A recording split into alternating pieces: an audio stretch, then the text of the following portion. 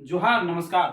मैं अभी इस वक्त हूँ टाइगर जयराम महतो के घर में और देख सकते हैं हमारे बीच में टाइगर जयराम महतो है, जो भाषा आंदोलन के क्रांतिकारी नेता और सभी नेताओं के दम रख जो करके रखे हैं, वो टाइगर जयराम महतो हमारे साथ है। बहुत दिन बाद मिले, इनसे सवाल करेंगे आज।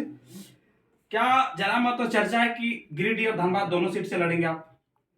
देखिए, सबसे पहली प्राथमिकता हमारी गिरिडीह लोकसभा है और गिरिडीह लोकसभा में लगभग आधी तैयारियां हो चुकी हैं। लेकिन परिस्थितियां, अगर हम लोग के पार्टी का रजिस्ट्रेशन हो जाता है, सिंबल मिल जाता है, तो सिंबल मिलने की परिस्थिति में एक व्यक्ति 2 सीटों पर चुनाव लड़ सकता है। और अगर पार्टी की रायशुमारी हुई तो कोशिश करेंगे, लेकिन फिलहाल प्राथमिकता गिरिडीह लोकसभा, क्योंकि गिरिडीह लोकसभा टाइगर सूट करता है। बराकर और दामोदर की नदी, झुमरा, लुगुबुरु और पारसनाथ का पहाड़, तो उन्हें विविधताओं के हिसाब से, भौगोलिक दिशाओं के हिसाब से भी गिरिडीह लोकसभा का मायने है। और प्राथमिकता पहले हमारी गिरिडीह होगी और दूसरी प्राथमिकता हमारा धनबाद लोकसभा।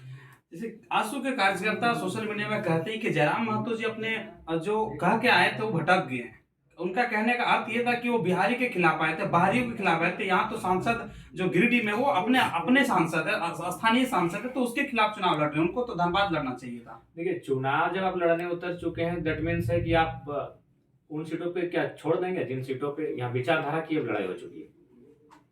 ठीक है, लड़ाई झारखंडी वर्सेस गैर झारखंडी, गैर झारखंडियों का बढ़ता हुआ अतिक्रमण, वो तो ठीक है। लेकिन लड़ाई हमारी पूंजीवाद, कैपिटलिज्म, कॉर्पोरेट जो लगातार हमारे जमीनों का, जंगलों का दोहन कर रहे हैं, अगर उस कड़ी में अगर अपने ही लोग शामिल होंगे तो क्या आप उनसे चुप बैठेंगे? नहीं बैठेंगे। इसका मतलब ये नहीं कि अगर कुछ लोग अपने हों, मानते हैं अपने लोग हैं, लेकिन अगर आप जब इस राज्य में कुछ परिस्थितियां ऐसी होती हैं, छात्रों का मुद्दा आता है, किसानों का मुद्दा आता है, आप लोग मौन साध के बैठते हैं, तो फिर मौनी बाबाओं का जगह नहीं है। मौनी बाबा जंगल में रहें, तपस्या करें। सदन में कूदने वाला होना चाहिए, सदन में दहाड़ने वाला होना चाहिए, सदन में जब वो बोले तो सदन सुने। ये ऐसा व्यक्तित्व वाला इंसान होना चाहिए। सूत्रों के मुताबिक ये पता चला कि आपके डर से ना एनडीए ना इंडिया कोई अपना उम्मीदवार घोषित नहीं कर रहा है। देखिए, सारी चीजें चर्चा परिचर्चा हम तक आई है। इसका मतलब देखिए, जो भी पॉलिटिकल पार्टियां हैं, इसका मतलब एक एक सीट को लेकर वो सीरियस है, नहीं तो वो उम्मीदवार घोषित कर चुके होते हैं। यानी वो सीरियस है, वो आंदोलन को, प्रभाव को जानते हैं कि धनबाद बोकारो में की क्या फजीहत हुई है नेताओं की, गांव तक घुसने नहीं दिया जाता है। उसके साक्षात उदाहरण अभी खासकर बोकारो वाले विधायक पाए जा रहे हैं। जैसे गांव में शिलान्यास के लिए घुस रहे हैं, जोरदार विरोध का सामना करना पड़ रहा है उन्हें। तो इन चीजों को पॉलिटिकल पार्टियों ने ध्यान में रखा है। ये उनकी बड़प्पन है कि एक युवा लड़का, एक कल के साधारण से लड़के को उन्होंने तरहीज दिया है, उसके आंदोलन को वॉच किया है और अपने प्रत्याशियों को वेटिंग में ला के रखा है, तो मायने हैं इन सब चीज़ों का। और हम लोग खैर आत्मबोधता के साथ नहीं, प्रैक्टिकली होकर चुनाव में आए हैं। और हम लोग प्रयास करेंगे कि जिन जिन सीटों पर हम लोग चुनाव लड़ेंगे, हमारे प्रत्याशी बेहतर करें और संभवतः हम लोग जीत हासिल करके सदन में अपनी उपस्थिति दर्ज कराएं। हाल ही की बात करें, आज की बात है, न्यूज है कि जेपी पटेल बीजेपी छोड़ कांग्रेस चल गए और सीता सोरेन जेएमएम छोड़ बीजेपी चल गए। उसमें आप क्या कहेंगे इस विषय में? देखिए, सबसे पहली बात मेरा मानना है कि इसमें क्या है कि जनता का तौहीन होता है, जनता का जनादेश का अपमान होता है। क्योंकि भारत एक लोकतांत्रिक देश है। यदि आप चुनाव में आए हैं, नहीं, सीता सोरेन जी का ठीक है, उन्होंने शायद इस्तीफा दिया है। इस्तीफा अगर उनकी विचारधारा दल से मैच नहीं कर रही है तो इस्तीफा दे सकते हैं। ठीक उसी प्रकार क्या जेपी पटेल जी ने इस्तीफा दिया है, अगर इस्तीफा देके जा रहे हैं तो आप मत रोकिए। लेकिन हाँ, एक नियम ये भी होना चाहिए, अगर कोई नया व्यक्ति किसी दल में आता है तो संभव है उनको अपने संविधान में इस चीज का संशोधन करना चाहिए कि कम से कम 1 साल की अवधि तक, 6 महीने की अवधि तक न्यूनतम पार्टी की सेवा करनी होगी, तभी आपको पार्टी उम्मीदवार बनाएगी। ये चीजें होनी चाहिए। नहीं तो क्या होता है, खैर ये तो आज शिक्षा का दर बढ़ा। आज देखिए, लोग शिक्षा को क्यों कम, मैंने आज 18% का जीएसटी की भी जानते हैं कि अगर लोग तार्किक होंगे, लोग पढ़े लिखे होंगे तो नेताओं का घंटा बज जाएगा। अभी आपको मैं बताता हूँ, जब मेरा वोटर कार्ड नहीं बना था, यानी जब मैं 8वीं 9वीं 10वीं 11वीं का छात्र था, उस समय कोई चुनाव था तो सुनते थे कभी हेमा मालिनी प्रचार के लिए आई है, कभी झरिया में कोई पथराव भी हुआ था, मल्लिक कोई नाम मैं कंफर्म नहीं हो पा रहा हूँ, एक कोई हीरोइन आई थी। इसका मतलब क्या था कि जिनका मतलब पॉलिटिक्स में मुद्दों नहीं, पॉलिटिक्स को लोग एक ऊपर ऊपर लेके रखते थे, मुद्दों पर बात नहीं होता था। तो अब चीज हो क्या, अब लोग युवा भी समझने लगे मुद्दा क्या है, 2 करोड़ की नौकरी कहाँ है, पेट्रोल का रेट क्या है, और महंगाई क्या है, बेरोजगारी क्या है। अब 2 रुपया तो पेट्रोल घटा दिए। 2 रुपया मायने नहीं है, वो चुनावी एजेंडा है। घटाना है तो कम से कम 20 रुपया घटाया जाए ताकि एक राहत मिल सके। अभी तक आचार संहिता लागू हो गया, क्या चुनाव आयोग से आपको परमिशन मिला क्या? देखिए नहीं परमिशन तो लोग प्रयास कर रहे हैं, लेकिन हमें उम्मीद है कि परमिशन मिलेगा। बाकी जो हमारा कार्यक्रम होगा, हमने सुबह अपने लाइव में भी कह दिया है कि बाकी जो सुप्रीमो है वो दिल्ली में बैठते हैं और आपके सुप्रीमो यानी जयराम महतो गांव की चौपाल में बैठते हैं। जो हमारा परासनाथ की तलहट्टी में जो पेड़ पौधे हैं, सराय सखवा के जो पेड़ है उसके नीचे बैठते हैं। इसीलिए थोड़ा सा अनुशासन डिसिप्लिन को मेंटेन कीजिएगा, क्योंकि लोग वॉच करेंगे हमें, हमारे भाषणों को वॉच करेंगे, हमारे सभा को वॉच करेंगे। तो इसी में आचार संहिता के जो प्रोटोकॉल है उसके दायरे में हम लोग काम करेंगे। अभी तक आप कितना पंचायत का दौरा किया और कितना रिस्पांस मिला आप उस पंचायत से जहां जहां आप दौरा किए? देखिए हम जिस पंचायत में दौरा किए लगभग हमको लगता है 95% हमको रिस्पॉन्स मिला है। और जहाँ तक पंचायत हम गिन के बात करते हैं, हवा हवाई हम लोग बात नहीं करते, पढ़े लिखे हैं, हाथ में गिनना जानते हैं। 17 पंचायत गिरनार का, लगभग 7 पंचायत गिरिडीह का, तो 17 और 7 24। आपका टुंडी में लगभग मान के चलिए 5 पंचायत, तो 24 और 5 29। तो चाची में 28 पंचायत, तो 28 और 29 हो गया आपका 57। बागमारा में लगभग बागमारा में 45 पंचायत, तो 57 और 40 97 और 5 102 पंचायत। 102 पंचायत। उसके बाद कसमार का 15, 102 और 15 117, पेटरवार का 13 यानी 130। तो कह सकते हैं 130 पंचायत का दौरा हो चुका है। और मुझे उम्मीद है कि जैसे अगर हम लोग को परमिशन धक्का मिलेगा तो मुझे लगता है 350 पंचायत है, 350 पंचायत का दौरा फुलफिल कर देंगे। अभी तक जो है प्रत्याशी का घोषणा पूरी तरह से नहीं किए हैं, कब तक पूरी घोषणा कर देंगे आप? देखिए हमें लगता है कि और 2 दिनों में पूरी घोषणा हो जाएगी। धीरे धीरे सारी घोषणा हो ही रही है। और निश्चय देखिए आप प्रत्याशी की घोषणा के लिए हमारे प्रधान महासचिव को दायित्व सौंपे हैं कि आप अपने विवेक से, और उनको एक टीम दी है। हम हालांकि अंतिम हम भी थोड़ा चर्चा करते हैं, उनको बोलें कि आप क्षेत्र को वॉच कीजिए, पर्यवेक्षक की टीम को भेजिए, उनसे फीडबैक जानिए, लोगों की रायशुमारी क्या है, तो रायशुमारी के पश्चात आप घोषणा करें। कितना सीट जीतने का आपको चांस लग रहा है लोकसभा में? देखिए हम लोग भी उम्मीद तो रखे हैं कि गिरिडीह में जीत हो, हजारीबाग, धनबाद, इन सीटों पर हमें जीतने के चांसेस। चतरा में पूरा विरोध हो रहा है। किसका विरोध हो रहा है? बाहरियों का। जैसे अभी जब राजनाथ सिंह आए थे, वहाँ जो सुनील सिंह सांसद है उनके ही कार्यकर्ता पूरा विरोध कर रहे हैं। तो ये मायने है कि केंद्रीय रक्षा मंत्री की उपस्थिति में, और पूर्व में राजनाथ सिंह यानी मंत्री, राजनाथ सिंह को लोग मंत्री के रूप में ही जानते हैं, चाहे गृह मंत्री हो, अन्य विभाग संभाला उन्होंने अटल बिहारी वाजपेयी की सरकार में भी। तो उस शख्स के सामने अगर किसी का विरोध हो रहा है, और तो विरोध करने वालों के कलेजे को मानना होगा। और वो कलेजा कहीं ना कहीं 2 सालों के झारखंड में एक आंदोलन से हुआ, और उस आंदोलन में कहीं ना कहीं लीड करने वाला जयराम महतो जो आपके बीच बैठा है, हाफ पैंट में बैठ के इंटरव्यू दे रहा है। तो बस अगर एजुकेशन आपके पास है, साहस आपके पास है, तो आप बहुत कुछ करेंगे। आप किसी को भी चैलेंज और चुनौती प्रस्तुत कर सकते हैं। वहाँ के जनता से भी लोग फीडबैक ले रहे हैं, मीडिया द्वारा देख रहे हैं, तो वहाँ लोग बोल रहे हैं कि इस बार हमको स्थानीय सांसद चाहिए। वो जो जनता का फीडबैक है।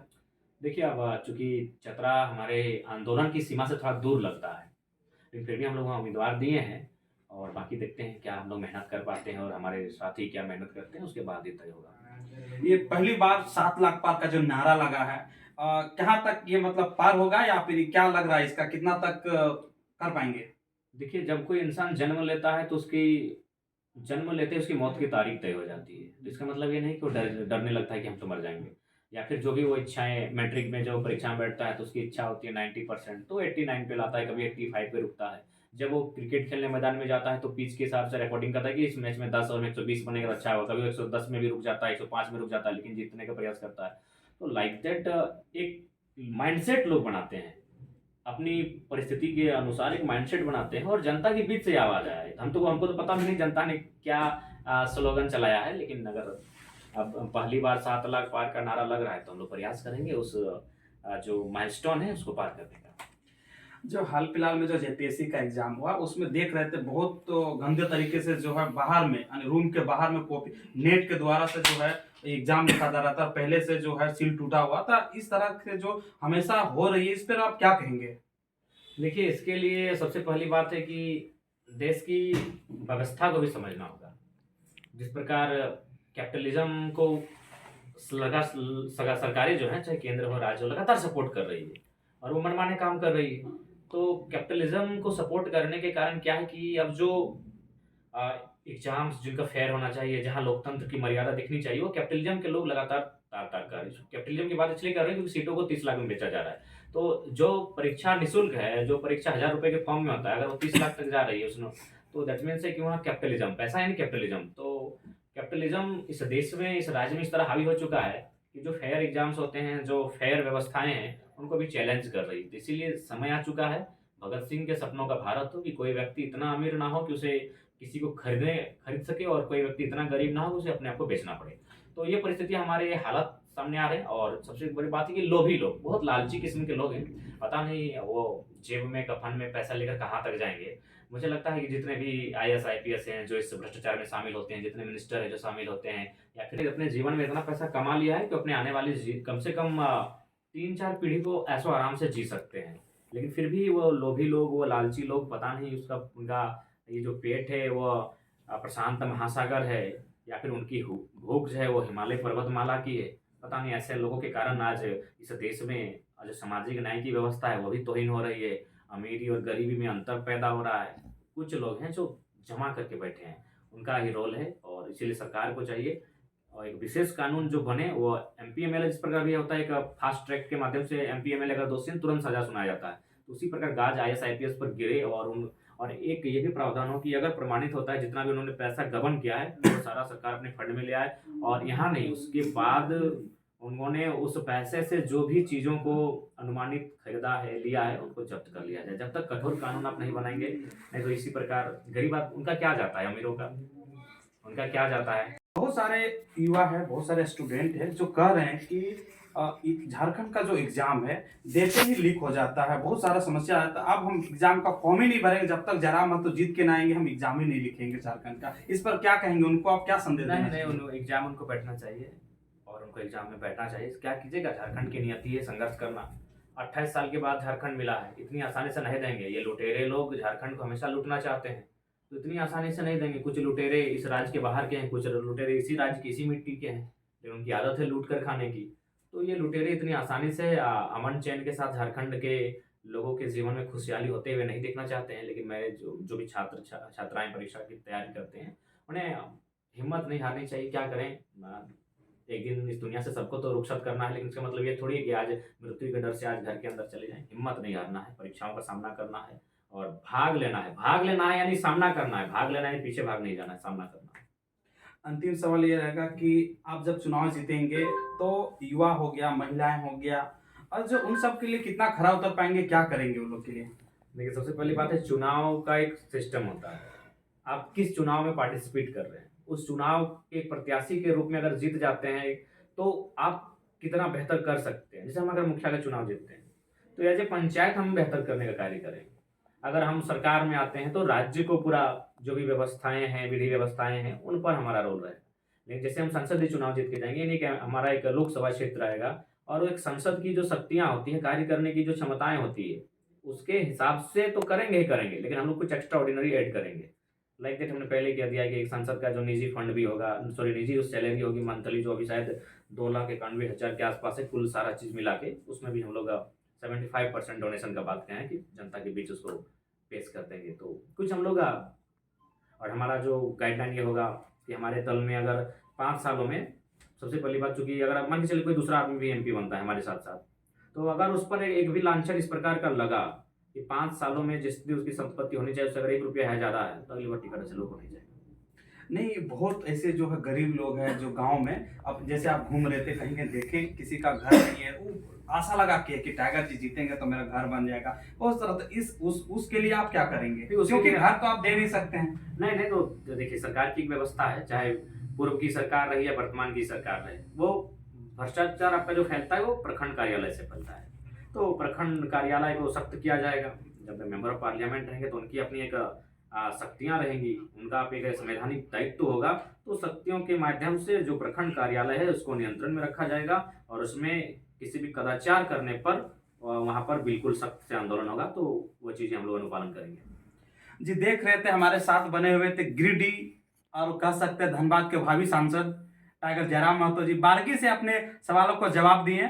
और इस तरह का वीडियो, टाइगर जयराम महतो से जुड़ा हुआ वीडियो देखने के लिए मेरे चैनल को जरूर लाइक करें, सब्सक्राइब करें। जय झारखंड, जोहार झारखंड।